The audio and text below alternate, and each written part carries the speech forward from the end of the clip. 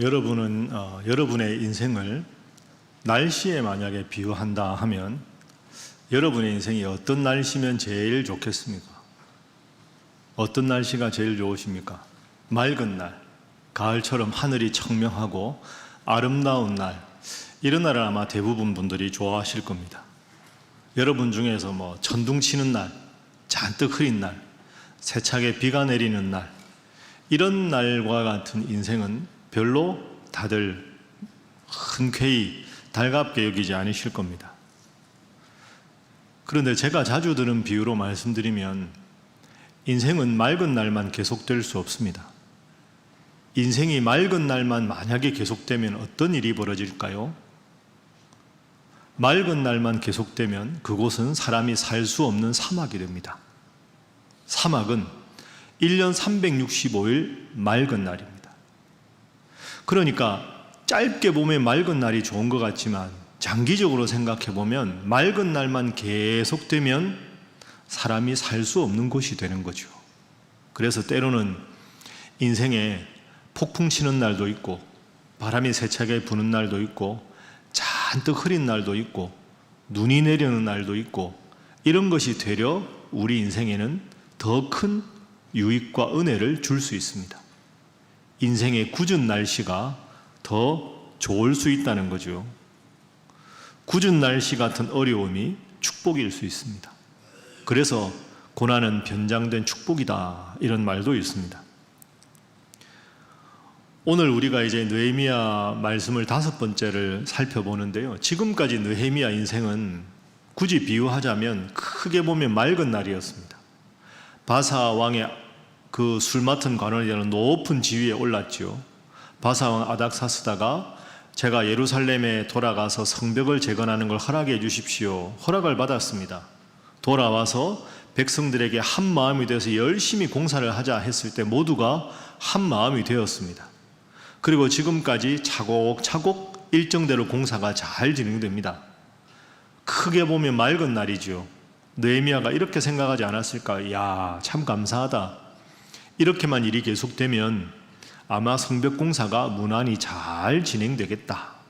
좋은 날이 계속되겠다. 큰 고비는 이제 없을 것이다. 그런데 선줄로 생각하는 자 넘어질까 조심하라, 이런 말씀이 있습니다. 이제는 뭔가 좀 제 궤도에 올랐거니 하는 그 순간에 느헤미야에게 큰 위기가 닥칩니다. 성벽 재건을 방해하던 대적자들이 본격적으로 이 성벽 재건을 막기 위해서 이제 본격적으로 나서기 시작합니다. 왜 성벽 재건을 대적자들은 반대했을까요? 그리고 그 반대하는 대적자들에 대해서 느헤미야가 어떻게 그 모든 공세를 효과적으로 막아낼 수 있었을까요? 오늘은 우리 인생에 순조롭다 여겨질 때 큰 어려움이 닥칠 때가 많은데 어떻게 느헤미야처럼 슬기롭게 그 위기를 극복할 수 있을까? 이 질문에 대해서 말씀을 중심으로 교훈을 살펴보겠습니다. 자, 먼저 비웃고 조롱하는 대적자들이 느헤미야에게 나타났습니다. 그전에도 나왔던 이름이지요. 대적자들은 이름이 이렇습니다. 한번 따라해 보시죠. 산발랏, 도비야. 그 외에도 여러 명이 있는데 대표적인 사람이 산발랏과 도비야입니다. 이들이 성벽 재건을 본격적으로 방해합니다. 자, 1절 말씀 우리 화면 보면서 함께 읽어봅니다. 시작.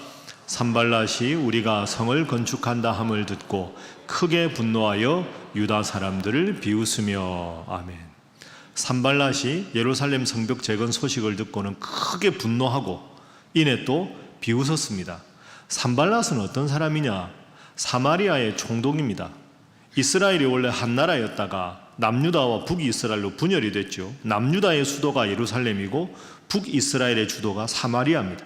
그러니까 이 사마리아 전체의 총독이 산발랏입니다. 근데 산발랏이 가만히 보니까 예루살렘 성벽을 재건하고 있는 겁니다. 그런데 만약에 이 성벽이 재건되면 어떻게 될까요? 사마리아와 가장 가까운 예루살렘 성벽이 재건되면 사마리아에도 잠재적인 위협이 될 수 있습니다. 그리고 산발랏은 장기적으로는 내가 사마리아 총독으로 예루살렘까지 내가 내 손아귀에 넣어야 되겠다, 이렇게 계획을 하고 있는데 예루살렘 성벽을 두텁게 재건하게 되면 그 예루살렘을 내 손아귀에 넣겠다는 자신의 계획이 수포로 돌아가는 거죠. 그러니까 처음에 방관하고 있다가 비웃고 있었는데 점점 성벽이 재건되는 것을 보고 가만히 있지를 못하게 된 겁니다. 도비야는 이 산발랏의 참모입니다. 사마리아 총독 산발랏, 그 총독의 핵심 참모가 도비야입니다. 이제 공식적으로 적극적으로 이들이 성벽 재건 공사를 방해합니다. 자, 방금 우리가 1절을 보았는데요. 여러분 1절을 다시 한번 화면으로 보십시오. 1절 보시면 이들이 처음에는 크게 분노했습니다. 그러면서 비웃었습니다. 성벽을 재건한다고 깜짝 놀라서 분노했지만 이내 비웃습니다. 왜? 야, 그 성벽 재건이 잘 되겠나? 깔본 거지요. 느헤미야를 업신여긴 겁니다. 2절 보십시오. 이 미약한 유대 사람들이 하는 일이 무엇인가? 저들이 성벽 재건한다고 해봐야 중간에 포기할 것이다. 미약한 유대 사람들이라고 아주 깔보고 있습니다. 산발랏이 저렇게 말하니까 그 옆에 있는 산발랏의 핵심 참모 도비야가 3절에서 이렇게 말합니다. 3절 말씀 보시면 맞습니다. 성벽 재건한다고 하는데 그게 뭐 튼튼하겠습니까? 그들이 건축하는 돌 성벽은 여우가 올라가도 곧 무너질 것입니다. 하고는 맞장구를 치면서 마음을 놓고 있었습니다. 그런데 시간이 점점 지나고 나서 보니까 이게 그런 게 아닙니다. 성벽 재건 조금 하다가 포기할 줄 알았는데 계속 되는 거죠. 저 뭐 하는 거지 도대체? 왜 포기하지 않는가? 자세히 보니까 성벽 재건이 급속도로 진행이 됩니다. 6절 한번 보십시오. 이에 우리가 성을 건축하여 전부가 연결되고 높이가 얼마에 이르렀습니까? 절반에 이르렀습니다. 성벽 재건 공사를 절반 정도까지 이미 마무리한 겁니다. 왜? 백성들이 마음을 들여 최선을 다해서 공사를 했기 때문이죠. 저 정도 되고 나서 보니까 산발랏이 그냥 두고 볼 수가 없는 겁니다. 방심한 거죠. 7절 보십시오.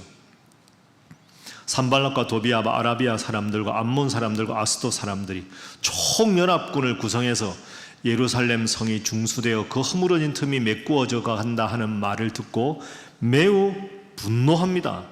그리고는 저 많은 사람들이 조직적으로 성벽 재건 공사를 방해하려고 하고 있습니다. 여러분, 여기서 한 가지 꼭 기억할 게 있습니다. 여러분 살아가다 보면 이 교훈을 잊어버릴 때가 많은데요. 느헤미야는 지금 자기 욕심으로 성벽을 건축합니까? 아니면 하나님의 명령에 따라 성벽을 건축합니까? 하나님의 명령입니다. 하나님이 성벽 건축을 허락을 하셨습니다. 좋다, 해라, 내가 도와주마. 하나님의 뜻에 따라서 순종해서 느헤미야가 공사를 하고 있는데 대적자들이 느헤미야를 방해합니다. 우리는 이럴 때 힘이 듭니다.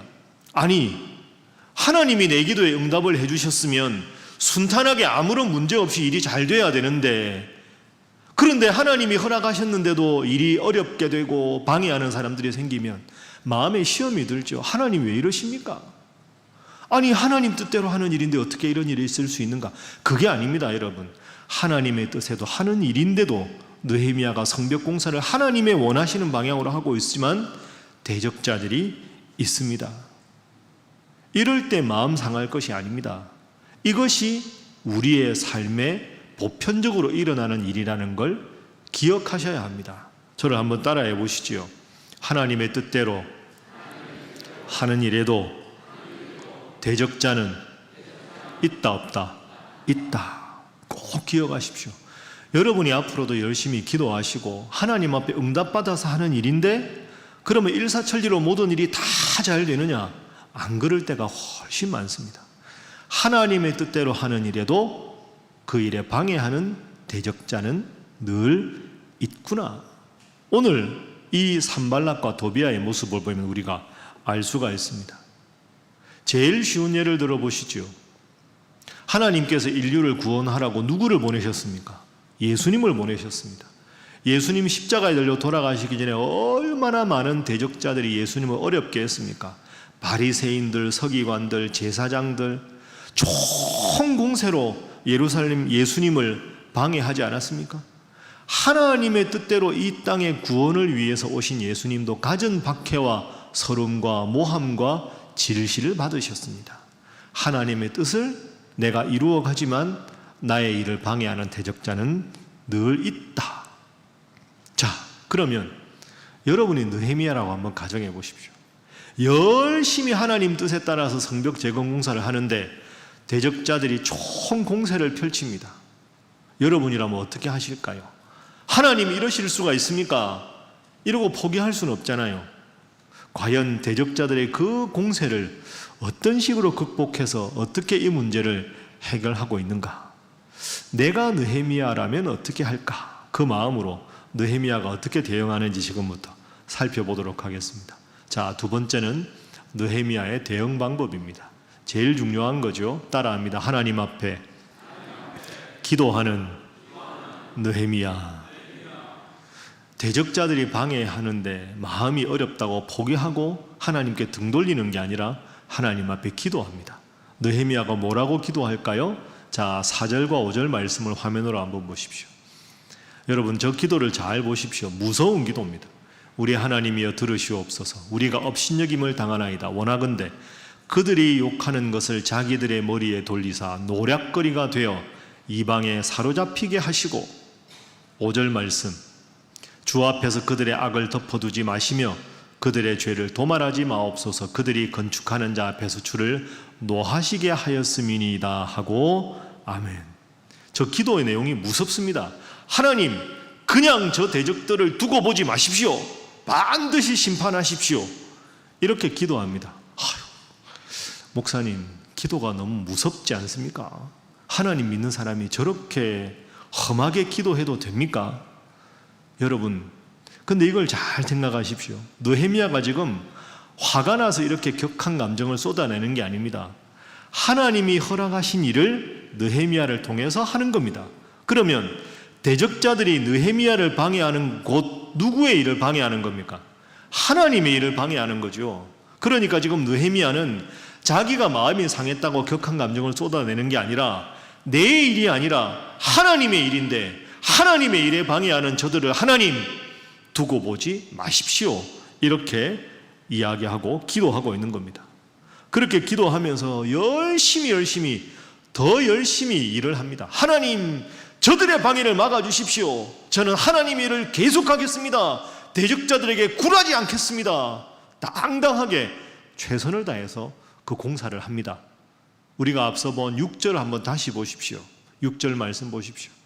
이에 우리가 그런 조직적인 방해에도 불구하고 성을 건축하여 전부가 연결되고 높이가 절반에 이르렀으니 이는 백성이 마음들여 일을 하였음이니라. 아멘. 역시 느헤미야죠. 하나님이 원하시는 일은 열심히 기도하고 최선을 다하는 겁니다. 여러분, 제가 오늘 그 나눠드린 속지에 맨 밑에 한번 보십시오. 제가 참 위대한 설교가 찰스 스펄전 목사님의 말씀을 제가 인용했는데요.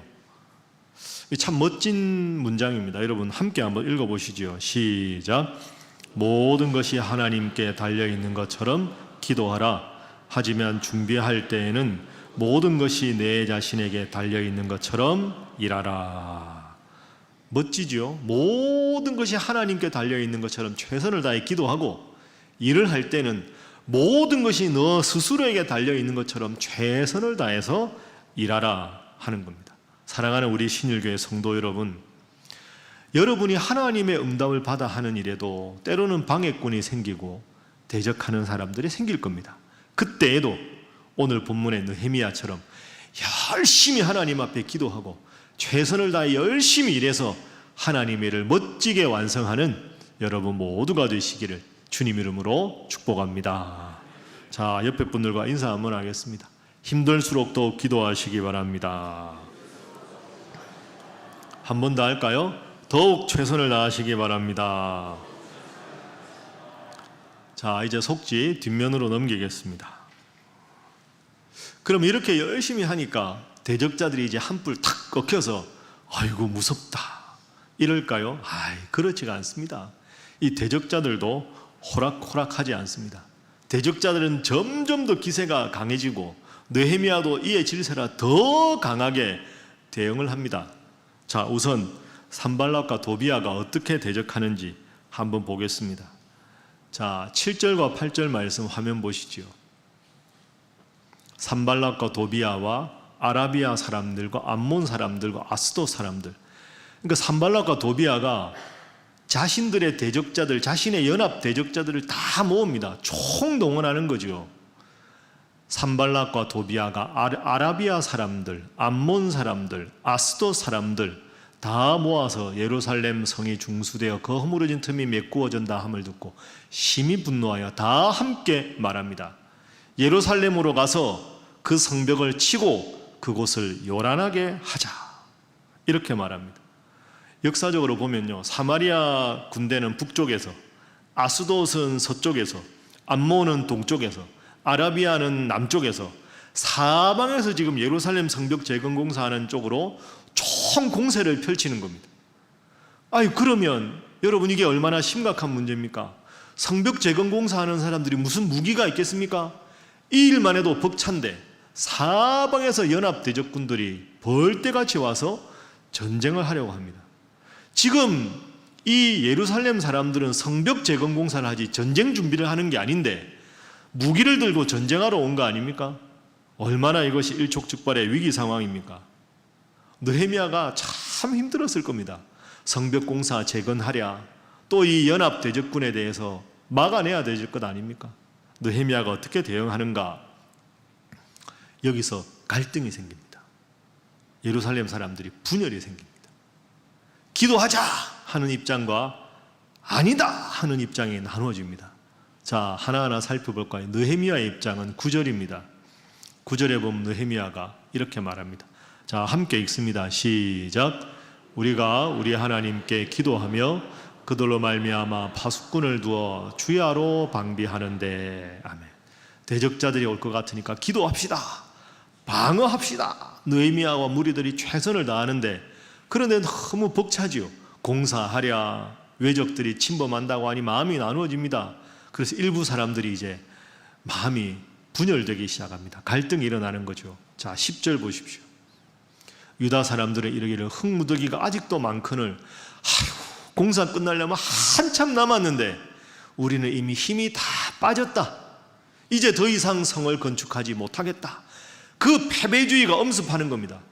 우리 이제 그만하자, 못하겠다. 마음이 나누어진 거지요. 11절 보십시오. 우리의 원수들은 이르기를 그들이 알지 못하고 보지 못하는 사이 우리가 그들 가운데 달려들어가서 살육하여 역사를 그치게 하리라. 원수들이 와서 우리를 죽일지 모른다. 언제 죽을지 몰라. 도망가야 돼. 12절 말씀 보십시오. 원수들의 근처에 거주하는 유다 사람들, 그러니까 적국과 가까이 있는 집에 살고 있는 그 가족들이 말하는 겁니다. 언제 적군이 우리 집을 공격할지 모르니 여보 빨리 돌아오세요. 성벽공사 그만하고 빨리 오세요. 우리 집 사람들이 더 중요한 거 아니에요? 성벽공사 놔두고 빨리 집으로 돌아와 주세요. 우리 불안해서 못 살겠어요. 이런 말들을 자꾸 소식하는 인편을 통해서 전달되는 겁니다. 여러분 어떻습니까?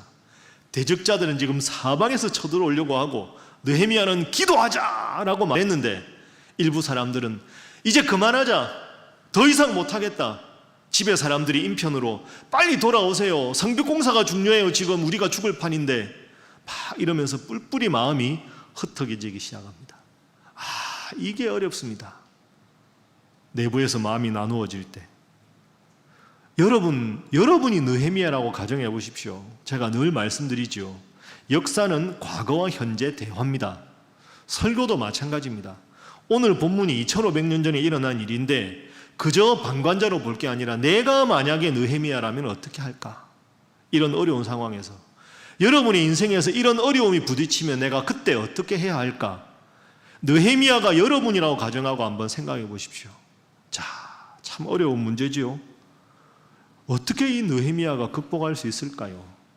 설교를 준비하면서 저도 참 내 인생에 이런 일이 닥치면 어떻게 할까? 자, 느헤미야의 모습을 보십시오. 13절 이하에 느헤미야가 더 강화된 대응을 합니다. 낙심하지 않습니다. 더 힘을 내서 이 어려움을 극복해냅니다. 자, 우선 그 모든 상황을 다 살핀 다음에 13절 느헤미야가 드디어 말합니다. 화면 보십시오.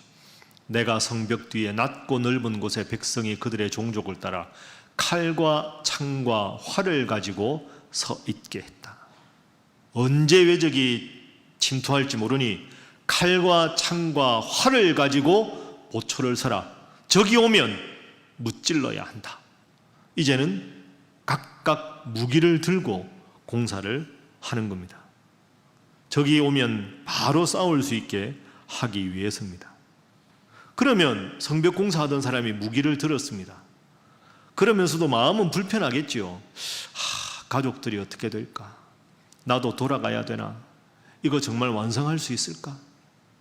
그때 느헤미야가 다시 이들의 마음에 불을 붙입니다. 처음에 여러분 기억해 보십시오. 이 예루살렘 사람들이 성벽을 재건하자고 했을 때 다들 멈칫멈칫하지요. 그때 두 가지 동기를 느헤미야가 말합니다. 이 두 가지를 생각하며 성벽을 건축하자.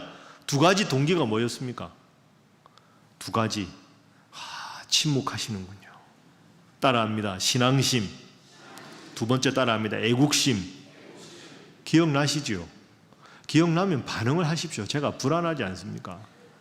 애국심과 신앙심, 이 두 가지로 후손들에게도 이 어려움을 물려줄 거냐? 수학철만 되면 약탈 다 당하는 꼴을 너희들의 후손들에게도 물려줄 거냐? 애국심에 호소하고, 두 번째로 하나님이 이 일을 허락하셨다. 지금 웅성웅성하고 마음이 나누어질 때 다시 이 두 가지를 강하게 이야기합니다. 14절 보십시오. 내가 돌아본 후 일어나서 귀족들과 민장들과 남은 백성들에게 말하기를 너희는 그들을 두려워하지 말고 지극히 크시고 두려우신 주님을 기억하라. 하나님이 이를 허락하신다. 신앙심으로 다시 한번 동기를 일깨웁니다. 15절에도 보십시오.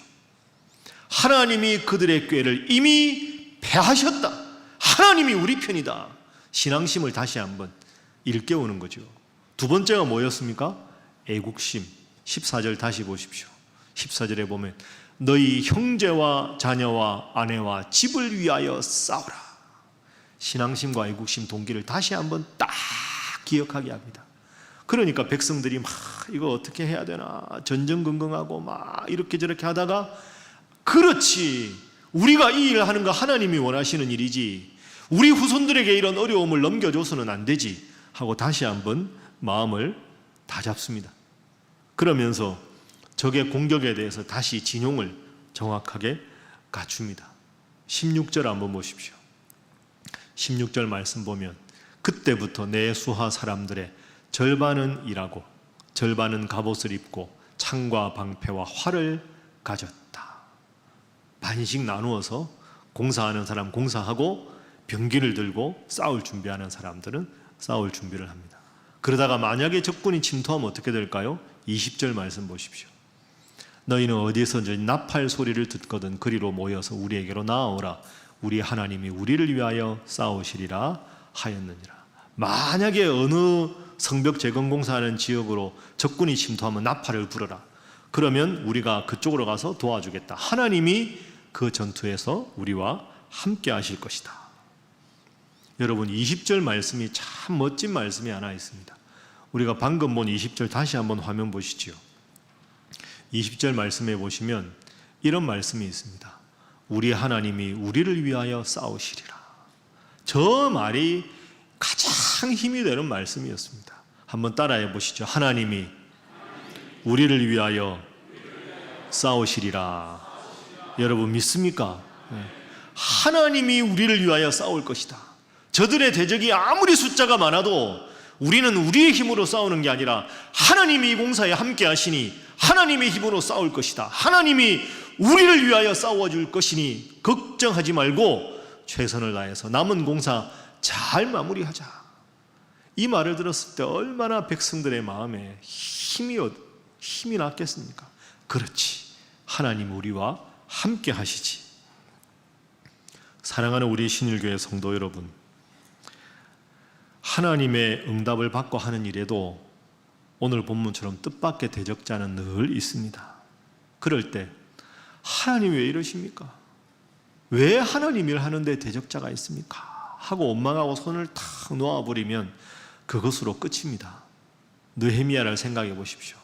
하나님의 뜻대로 해도 대적자가 있구나 생각하고 더 열심히 기도하고 최선을 다해서 준비하고 온 백성들과 하나님이 우리를 위하여 싸워주실 것이다, 이렇게 용기를 불어넣어서 그 모든 일을 잘 마무리할 수가 있었습니다. 한번 저를 따라해 보시죠. 하나님이 그들의 꾀를 패하셨다.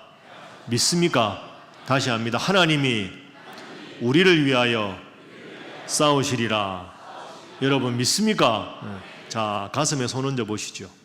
그럼 믿으면 우리가 이렇게 고백하겠습니다. 나는 잘 될 것이다. 나는 잘 될 수밖에 없다. 여러분 믿습니까? 더욱 힘을 내서 기도하시고 하나님 주신 일에 최선을 다하는 여러분 되시기를 주님 이름으로 축복합니다. 자, 옆에 분들과 인사 한번 하겠습니다. 열심히 기도하시기 바랍니다. 한 번 더 할까요? 최선을 다해서 일하시기 바랍니다. 엄청난 위기였는데 하나님이 우리를 위하여 싸울 것이다, 딱 그렇게 말을 하니까 이제 백성들 마음이 하나로 급속도로 모였습니다. 그래, 맞아, 포기하면 안 돼. 하나님이 함께 하시는데 하나님이 지켜주실 거야. 그런 마음으로 딱 하나가 됩니다. 이제 어떻게 되느냐, 마지막부터 볼까요? 자, 21절부터 보십시오.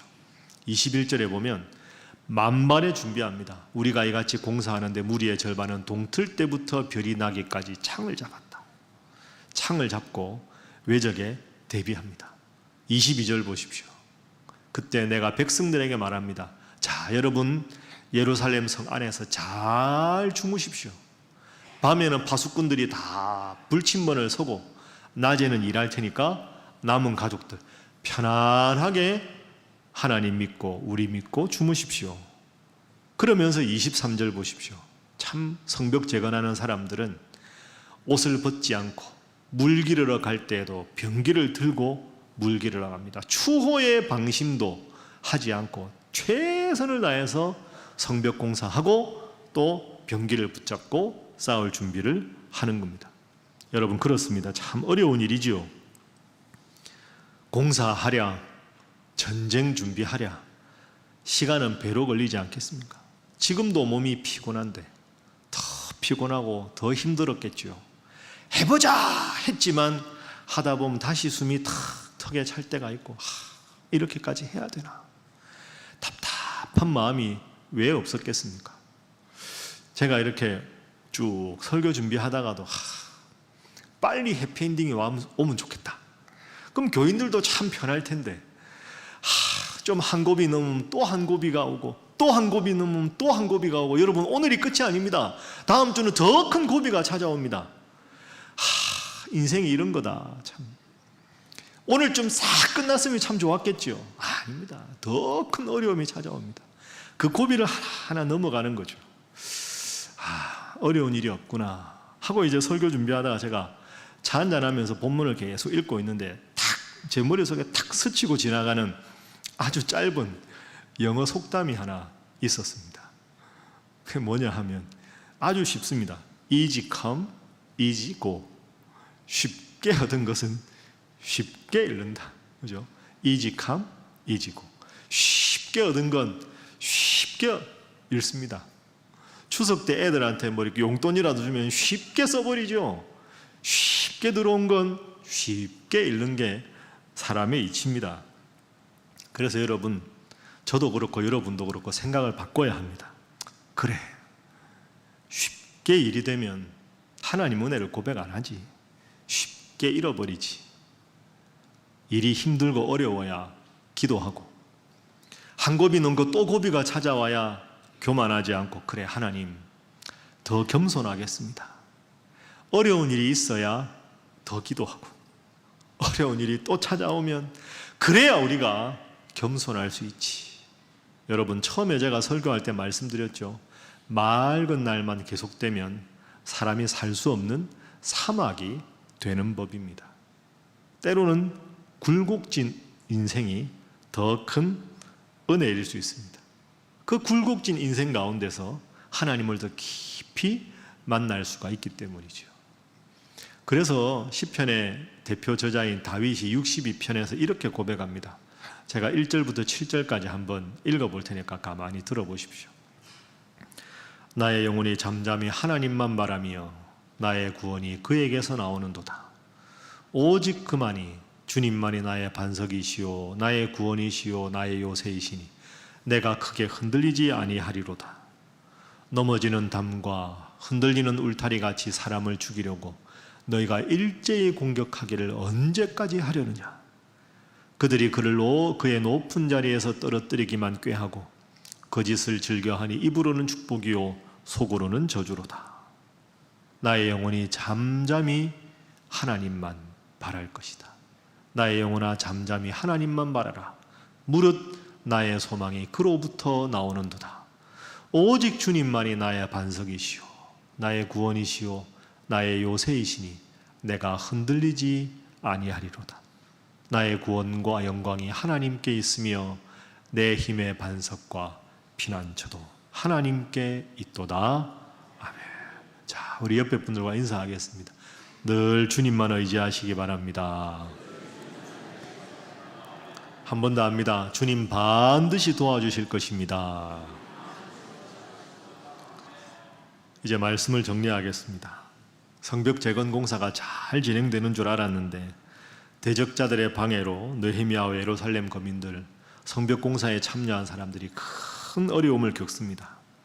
그러나 여러분, 하나님의 일을 하는데 어려움이 찾아오고 반대하는 무리들 때문에 너무 괴로워하지 마십시오. 대신에 이 점을 한번 잘 생각해 보십시오. 내가 하나님을 제대로 믿지 않고 내가 하나님의 일을 하지 않고 무기력하면 사탄은 여러분을 그저 내버려 둘 겁니다. 왜? 무기력하니까. 그런데 내가 하나님 일 열심히 하려는데 자꾸 어려움이 생깁니까? 그건 뒤집어 말하면 여러분이 영적으로 살아있다는 증거입니다. 여러분이 하나님 앞에 영적으로 살아있으니까 사탄이 여러분에게 공격을 하고 대적자들을 모여내서 어렵게 하는 거죠. 그러니까 여러분이 시험을 당하고 고난을 당한다는 건 역설적으로 여러분이 하나님 앞에 살아있기 때문에 사탄이 여러분을 가만히 두지 않는 겁니다. 바로 그때가 되면 오늘 본문의 느헤미야를 생각해 보십시오. 느헤미야는 기도로 어려움을 이겨냈습니다. 기도하면 여러분의 적은 능력이 아니라 하나님의 크신 능력으로 하나님께서 여러분을 도와주실 줄로 믿습니다. 그래서 승리하는 그날까지 늘 여러분의 인생에서 있는 영적인 전투에서 주님 앞에 기도하고 최선을 다하여 승리하여 기쁜 날, 좋은 날, 즐거운 날을 경험하는 우리 신일의 모든 성도들이 되시기를 주님 이름으로 축복합니다. 기도하겠습니다. 사랑의 하나님, 능력의 하나님, 저희들은 항상 부족하여 일이 내 뜻대로 순조롭게 진행되지 않으면 이내 하나님을 원망하고 주저앉고 쉽게 불평하며 포기합니다. 주님, 저희를 불쌍히 여겨 주옵소서. 주님 믿고 나아가는 길에도 대적자들이 있다는 것을 깨닫습니다. 대적자들이 나를 공격할지라도 주님의 뜻대로 하는 일이라면 담대하게, 당당하게 약속 믿고 나아가 승리하는 저희들이 되게 하여 주옵소서. 주님께서 저희들과 함께 하시고 나는 하나님의 자녀요, 내 하나님이 나를 지키신다는 내 영혼의 마패를 늘 기억하며 승리하는 복된 인생 살아가게 하여 주시옵소서. 예수님의 이름으로 기도하옵나이다. 아멘.